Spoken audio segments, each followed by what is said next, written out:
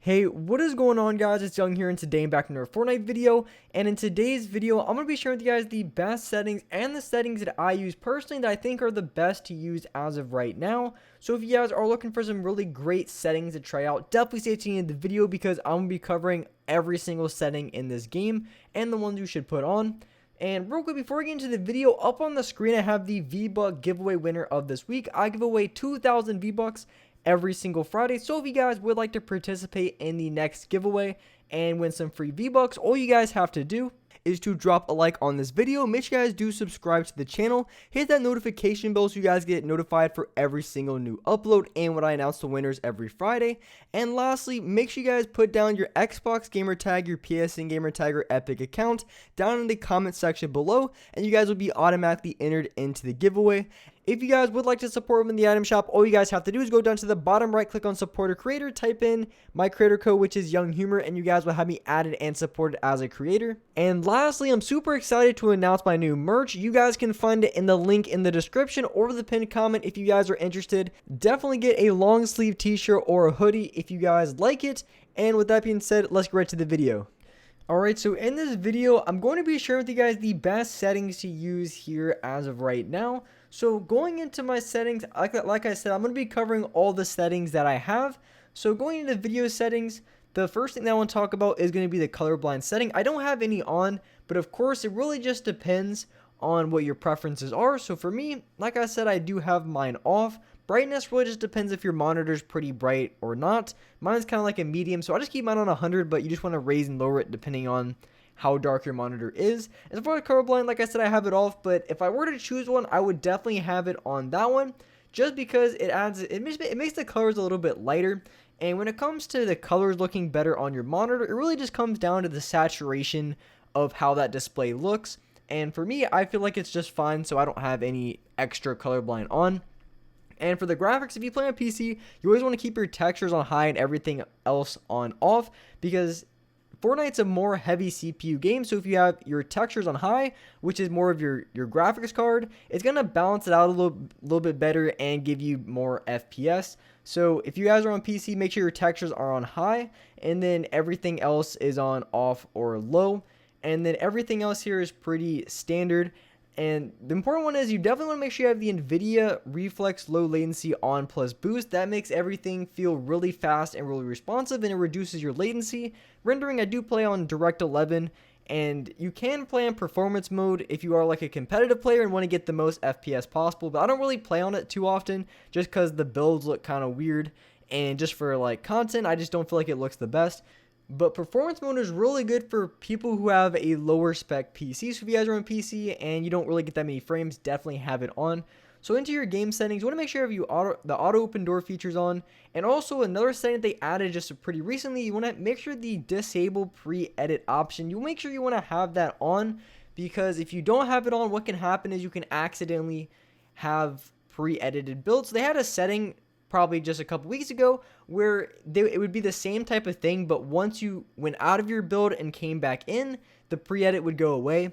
But now they made it, which is really helpful, is if you have a build, whether it's a wall, ramp, or whatever the case may be, if you have that structure out, you actually can't even accidentally edit it, because with the setting on, I can't pre-edit it whatsoever, because there's no reason to have a pre-edited structure unless you're trolling or something like that. So this setting is really great. You always want to make sure you have it on, because there's been so many times in gunfights where I try to edit my wall and I accidentally made a pre-edit of it, and this is the same thing that happened with cones and floors.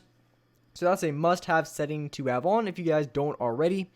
And tap search to interact if you guys are newer. Definitely have the setting on, makes it so it's easy to like open up chest and pick up different items. So you don't actually have to hold it, you can just click it and it automatically goes. Quarter replays, have this off because it can kind of hurt your FPS if you do have it on, unless you use your replays to look back if you're playing like creative or maybe an arena game, but most people don't check the replays, so there's no reason of having it on at all. The next one is your HUD scale. I just moved mine down to 75%. HUD scale is just like your mini map and your guns, and just kind of like all the HUD that you have in game. And the lower it is, the better, because you have more FOV. You don't want to go too low to the point where you can't even see it, but having a little bit lower of a HUD scale can really help out a lot. So as far as my sensitivities, 2.1 for my building, my editing is a 2.3, horizontal speed is a 45%, and my vertical speed is a 44%. I feel like these sensitivities are going to be some of the very best to use as far as your building and editing, and also your horizontal and vertical speed.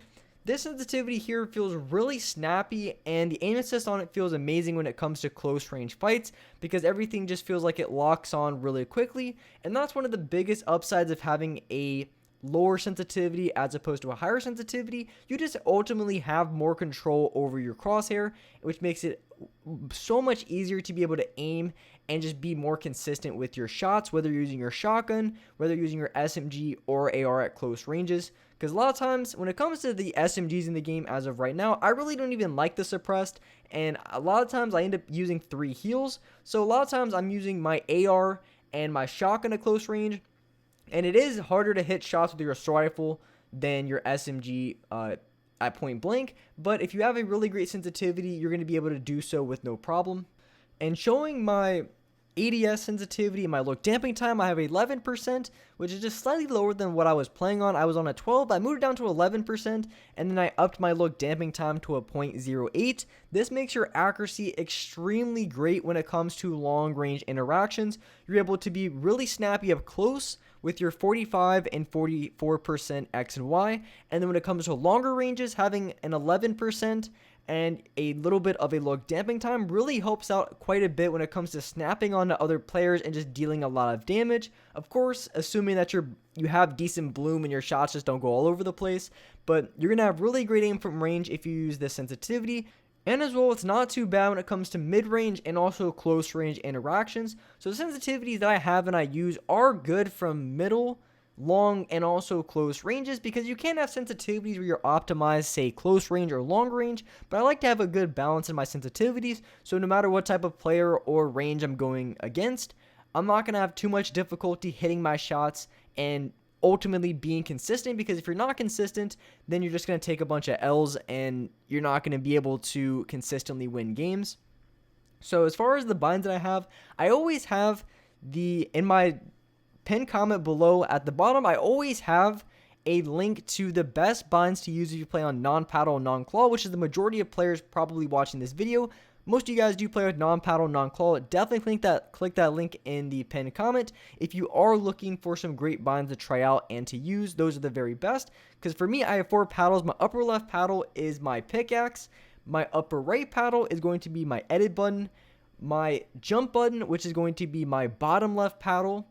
And then my bottom right paddle is going to be how I place my bounce pads and traps, whatever the case may be. So, like I said, upper left paddle is going to be my pickaxe, upper right is going to be my edit, bottom left is jump, and then bottom right is how I have my trap. So my trap picker, place / interact. That's what I use. My edit controls, my confirm is on LT, my resets on right stick. These are really great. I like it quite a bit. Some people have the reset on right bumper, and the reason I don't like that is because if you accidentally misclick, and if you're on a controller, you can easily go from your SMG to your grenades, and you're just not gonna have a good time with it. So that's why I like having my reset on right stick, because if you end up messing it up, it's not a big deal, and it's not going to like switch your loadout, which can be really problematic if you're in a gunfight where you have to play really quick.